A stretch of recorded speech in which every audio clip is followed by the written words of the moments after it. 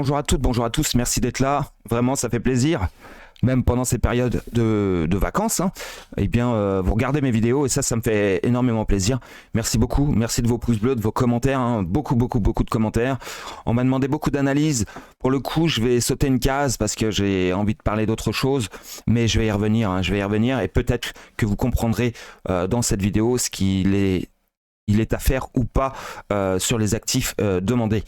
Cependant, je voudrais vraiment qu'on parle de l'USDT et ce qui s'est passé depuis le mois de janvier, parce qu'on a eu un petit run au mois de janvier, souvenez-vous, on en a eu un deuxième au mois de mars, et ensuite on a eu une stagnation des marchés, voire une baisse sur les marchés alt, et pour enfin finir par ce run qui s'est élaboré depuis à peu près depuis le mois d'octobre. Donc on va essayer de voir ça tout de suite sur le graphique. Bien, au mois de janvier, on était donc ici. Donc on voit qu'on a baissé au niveau de la dominance, on est venu casser ce niveau-là. Donc effectivement, les altcoins ont un petit peu pumpé, en tout cas sont sortis un petit peu du trou. C'est ce qui a donné un peu le stop it de la baisse. Au mois de février, on a eu l'histoire de BUSD, comme quoi il allait être squeezé par la SEC. Donc Binance a pillé les chines et a dit pas de problème, je vais le dégager. Donc c'était quand même pas mal de milliards de dollars qui étaient frappés par cette compagnie, et dès lors, eh bien, ils ont commencé à la liquider, on va dire doucement. Et donc qu'est-ce qui s'est passé? Les alts ont repris du galon à ce moment-là pour pouvoir enfin liquider doucement mais sûrement les BUSD tranquillement dans l'USDT essentiellement, et pour élaborer un espèce de range en compression, vous avez vu, et pour enfin liquider quasiment totalement le BUSD à peu près au niveau du mois d'octobre, en tout cas fin octobre. Et à partir de là, bizarrement, qu'est-ce qui s'est passé? On a eu notre alt saison, en tout cas pour une partie d'entre elles, essentiellement les récentes, celles qui sont le plus en vogue, celles qui sont vendues sur YouTube et sur Twitter et bien sûr TikTok. Et donc à partir de là, certaines alts ont fait des chiffres astronomiques qui ne représentent en rien leur entreprise, en tous les cas ce que ça doit représenter, en tout cas à l'heure d'aujourd'hui. Tout cela, ils ont fait mumuse, et grâce à eux, ça a permis à certaines crypto-monnaies de sortir du trou, et tant mieux. Bien, maintenant, c'est à l'heure des vraies crypto-monnaies, celles qui ont de la bouteille, je dirais entre 5 et 7 ans, pourquoi pas celles qui ont 4 ans pour certaines d'entre elles, quoiqu'elles ont déjà fait le taf pour l'ensemble, mais celles qui ont entre 5 et 7 ans n'ont pas encore fini leur run. Bien, donc imaginez-vous quelque chose de très très simple. Vous êtes un footballeur, d'accord? Vous êtes un footballeur et vous voulez qu'on vous passe la balle. Vous voulez qu'on vous passe la balle, et qu'est-ce que vous faites?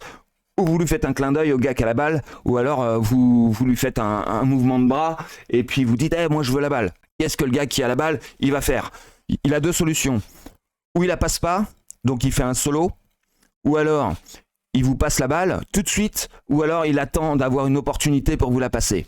Qu'est-ce qui se passe sur le marché? Actuellement, c'est exactement la même chose. C'est-à-dire que là, on a eu un appel de balle, d'accord, un petit clin d'œil, un mouvement de bras d'un coéquipier, même si j'aime pas le foot pour être honnête, mais je comprends bien la stratégie quand même, un minimum. Et bien là, vous avez ce mouvement de bras ou ce clin d'œil qui a été fait de votre coéquipier, et ensuite vous partez en solo. C'est ce qui se passe pour l'instant. Pourquoi? Parce que vous voulez pas que votre adversaire sache que on vous a demandé le ballon. Mais à un moment donné, cette passe, elle devrait s'élaborer. Maintenant, théoriquement, c'est le jeu qui veut ça. S'il part en solo, il va faire probablement de la merde parce qu'il va se faire stopper. Et à ce moment-là, il va monter, et puis à un moment, boum, il va se faire stopper par l'adversaire. Et dans ce cas-là, c'est l'adversaire qui aura pris la main. Dans le cas présent, moi, ce que je vois, c'est que le gars, il a demandé la passe, et maintenant, on attend de lui donner ce qu'il a demandé. Théoriquement, on doit avoir le ballon. Donc maintenant que ça met 2 jours, 3 jours, 4 jours, 5 jours, une semaine, 15 jours, on va l'avoir cette passe. On va l'avoir. Il suffit d'être patient. Pour l'instant, on fait FOMO des actifs tels que le TRB, il y en a plein, les Mister FOMO, il y en a pas mal. RNDR FOMO pas mal aussi en ce moment. On a le Trias qui FOMO pas mal. Le Rune, me semble-t-il. On a le Tao qui a pas mal FOMO pendant un sacré bout de temps. Tout cela, en l'occurrence, alors il y en a plein d'autres, il y en a plein d'autres que je ne suis pas particulièrement, donc je m'en fous. Mais il y en a plein où effectivement le ballon, ça y est, il est à l'adversaire, hein, pour être honnête. Maintenant il suffit d'attendre. Mais pour certaines, comme ICX, Océan Protocol, peut-être même GRT, RLC, je vais pas me répéter tout le temps, mais vous avez CKB, AAV, je vous avais dit de prendre des profits à 130. Maintenant il est possible encore qu'il ait de la bouteille, il peut encore prendre un bon 30%, mais bon, cela dit, on verra. Maintenant, théoriquement, il aurait dû falloir prendre des bénéfices. On voit que CFG, lui, théoriquement, j'avais dit 1$. Maintenant, il est toujours à 0,65. Je pense qu'il fait encore partie de ceux qui doivent encore avoir le ballon. Mais voilà quoi. Ceux qui n'ont pas eu le ballon encore, dans les équipiers, c'est bien d'avoir une équipe de 11, mais il faut les faire jouer. Hein. On a XRP qui n'a pas eu le ballon. On a XLM qui n'a pas eu le ballon. ADA, il a eu le ballon, mais... pareil, hein, il l'a touché qu'une fois, on va dire. Link, c'est pareil, hein, il l'a eu, hein, d'ailleurs en tout premier. Maintenant, il faudrait qu'on lui renvoie une deuxième fois pour qu'il puisse marquer le but. Atom, bon bah il a commencé, il a à peine fait une touchette, donc normalement il devrait monter. Algo, lui, il a joué, hein, il est fatigué, hein, on pourrait même dire qu'il est sur le banc de touche, ainsi que Polkadot. Lui, ça y est, ils ont fait leur boulot. Ils ont fait leur boulot. Maintenant, même s'il stabilise pendant 15 jours, 3 semaines, il a fait le taf. LTC, il a pas fait le boulot, lui. LTC, il n'a pas eu le ballon du tout. Compound, il vient d'avoir le ballon, maintenant peut-être qu'on lui repassera, probablement d'ailleurs. Vous voyez, c'est comme ça que ça fonctionne. Maintenant, si on voit qu'ils doivent avoir le ballon, c'est USDTD qui nous le dit. Bien. Maintenant, je me répète, hein, je ne vous le cache pas, tout au long de mon scénario, ça va se répéter tant que le jeu n'est pas fini en fait, ou la mi-temps. Parce que là, on est dans la mi-temps où les haussiers, ils ont la main pour l'instant. Ensuite, il va y avoir un temps mort et à un moment donné, pour la deuxième mi-temps, ce sera les baissiers qui auront la main. Et en général, quand on est acculé par des gens qui ont mis 4 buts, eh bien... pendant la mi-temps, qu'est-ce qu'on fait? On se remet en question et à ce moment-là, on met les bouchées doubles, on fait du 4-4-3 où je connais pas bien les techniques, mais je veux dire par là, on met plus d'attaquants et moins de défenseurs pour pouvoir ensuite mettre plus de buts. Et c'est ce que vont faire par la suite les vendeurs. Pour l'instant, les vendeurs, ils n'ont pas le ballon. Pour l'instant, les vendeurs, ils l'ont pas. Ils se sont fait, là, ils ont pris le ballon, on va dire, mais ils vont pas le garder longtemps. Ils sont pas en train de marquer un but. On est toujours dans la première mi-temps où ils sont complètement acculés et qu'ils n'ont pas encore pris le problème à bras le corps. En tout cas, sur la dominance du Bitcoin, le problème numéro 1 a été réglé. Vous voyez, on a bien cassé cette zone-là. Donc maintenant, on doit casser celle-ci. Est-ce que ça va être facile? Non, certainement pas. Il y a quand même encore des défenseurs qui sont debout, hein, il n'y a pas de souci. Donc on a freiné et puis on regarde si effectivement on a assez de force pour pouvoir ou faire remonter la dominance du Bitcoin au moins jusqu'ici, c'est-à-dire ou bien là, pour pouvoir faire ce qu'on appelle le pullback, hein, ou bien on continue de baisser, ce qui est peu probable, mais probable, hein, possible, jusqu'au niveau que je le côtoie, c'est-à-dire à peu près probablement dans la zone ici. Voilà, aller chercher peut-être même en daily le niveau ici là, vous voyez, on a un petit peu de pigeon encore, mais voilà, je sais pas, tout ce que je sais c'est que dans cette zone là théoriquement on doit y aller pour au moins casser ce niveau, on verra, mais en attendant il a une possibilité de rebond. Si lui il a un rebond, probablement que l'USDT lui il va continuer de descendre, et si c'est les deux qui ont un rebond, ce qui est possible aussi, dans ce cas là les alts effectivement pour l'instant vont perdre le ballon, hein, c'est le cas de le dire, sur du court terme. Pour ma part, il y a peu de chance qu'on y arrive de cette manière. Je pense qu'on va garder le ballon au niveau des alts majeurs en tous les cas. On verra, mais cependant, c'est comme ça qu'il faut voir le truc. Bien, maintenant, est-ce qu'on doit avoir peur? Je vais enlever tous mes dessins. Voilà. Est-ce qu'on doit avoir peur de voir ça? Franchement, pas du tout. Ce qu'il y a, c'est qu'on nous fait galérer, on nous fait croire que tatati tatata. Mais est-ce qu'on est venu chercher ce niveau? Bah alors pas du tout. Ici, là, on a fait un boss, hein, d'accord? Est-ce qu'on l'a fait pour aller le rechercher derrière? Non, on n'est pas revenu. Donc il n'y a pas de raison, on va monter. Arrêtez de flipper, c'est pas la peine. Là, je vous le montre sur XRP, mais je vais aussi vous le montrer sur LTC. Je vais m'arrêter sur ces deux actifs-là. Ça sert à rien d'aller plus loin, mais il faut que vous compreniez vraiment des choses, c'est que voilà, ici, on avait un boss possiblement à aller chercher. Mais regardez, pile sur ce niveau-là, je vais mettre celui-ci. Tac. Là, on aurait pu venir chercher ce boss. Mais regardez, on est venu le couvrir par une toute petite mèche. Et derrière, on n'a rien fait en fait. On est juste venu rajouter de la liquidité. Il finira par partir. Ne soyez pas craintif, il va partir. C'est évident. Maintenant, si on va voir des actifs qui se sont pris, voilà, qui se sont gavés, on va dire ça comme ça. On a Trias qui fait partie du truc. Regardez ce qui s'est passé en daily ici. Longtemps que je le dis, hein, mais regardez ici. On a fait un boss. D'accord? On a fait un boss et derrière, on a fait un cos. Très bien.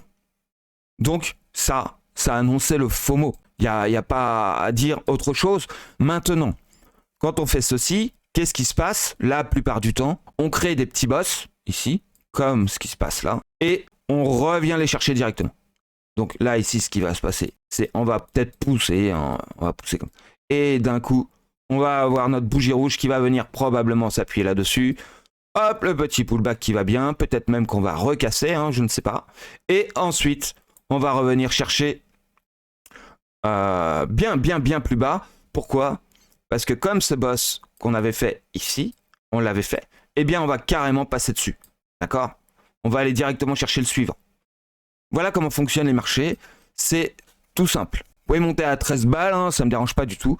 Mais moi, est-ce que j'achète ça? Non. En fait, j'achète plus depuis ce moment-là, moi. Mais après, ça me regarde. Vous avez le droit de FOMO, hein, vous avez le droit de faire partie des gens qui aiment le FOMO. Moi, ça n'en fait pas partie de ma stratégie. Maintenant, c'est parce que c'est moi, mais vous pouvez adhérer à ce genre de situation, il n'y a pas de souci. On va aller voir TRB. TRB, c'est un peu le même genre, si vous voulez. Regardez ici, on a fait quelque chose de franchement pas joli. Ici. On a fait un boss ici. Et hop, on est venu casser. D'accord, avec des volumes, je répète. Et derrière, on a fait un cos et on est venu FOMO. Il n'y a pas de souci. Sauf que depuis lors, il aurait mieux fallu freiner. Parce que je vais vous dire une chose, je l'ai déjà dit, mais en tout cas dans le Discord, rejoignez-nous si c'est possible. Maintenant qu'on a bien fait notre taf, on a bien validé tout ça. Hop. D'accord? Donc, ce niveau-là n'est pas venu chercher, vous avez vu, le dernier plus haut. Donc en fait, tout ce que vous voyez, c'est du FOMO. On est venu chercher ce niveau, très bien. Et maintenant, on vient chercher ce niveau-là. Donc en fait, théoriquement, on a quoi? On a une 2, une 3, une 4, et là, on fait une 5. Donc on peut encore FOMO, hein, ça ne me dérange pas du tout, mais ça n'empêche qu'on est déjà dans une 5. Je m'arrête là-dessus, ça ne sert à rien d'insister. Tout ce que je sais, c'est qu'il y a des actifs où il faut sortir et d'autres où il faut rentrer. Donc si vous voulez continuer à FOMO sur certains actifs, c'est vraiment pas gênant en ce qui me concerne, ça ne me regarde pas. Mais pour moi, ce genre de choses, ça me convient pas du tout. Mais alors pas du tout. Pourquoi? Parce qu'en fait, lui, ici, là, on est sur Tao. Hop, ici, pareil, même chose. En général, quand on annonce ce genre de choses là, c'est que derrière, si on fait un cos, ça FOMO. Et on fait des cos sur des cos sur des cos sur des cos. Pas de souci. Mais pour moi, ça, c'est du FOMO. Est-ce que j'achète pour autant? Non. Après, j'ai pas tout l'actif, donc je vais pas en vouloir à ceux qui ont acheté ça. Bien au contraire, je les félicite grandement parce qu'ils ont fait des performances incroyables. Mais est-ce qu'il faut rester là-dedans? Sûrement pas. Sûrement pas. On est à 2 doigts de valider de nouveau un boss. Et là, ça va être la descente aux enfers. Et j'espère pour eux qu'ils vont sortir de là. Voilà, c'est tout ce que je voulais dire. Je ne suis pas un rageux. Hein, essayez pas de me faire dire ce que je dis pas. Je dis juste que dans des mouvements qui ont fait des boss comme ceci, je ne rentre pas. Moi, je veux des hauts de plus en plus hauts, ce qui n'a pas été le cas à ce niveau-ci. Ici, c'est très moche ce qu'on a fait. Même si j'ai pas toute la charte, pour moi, c'est moche. Mais voilà. Pour moi, ça, ce qui s'est passé ici, c'est pas beau du tout. On a inversé le processus. Et voilà, pour moi, c'est pas une montée saine, en fait. Je vous laisse là-dessus. Pensez à regarder l'USDTD et la dominance du Bitcoin. C'est tout ce que vous avez besoin de regarder en ce moment. Il n'y a pas trop à regarder ailleurs. C'est tout. Bien. Je vous laisse là-dessus. Je vous remercie en tout cas de me suivre. C'est bien gentil. Merci de vous abonner comme vous faites. Ça me fait très plaisir. Beaucoup d'entre vous font confiance à mon travail. Merci encore. Ciao. Je vous dis à la prochaine. Et passez un bon réveillon, surtout.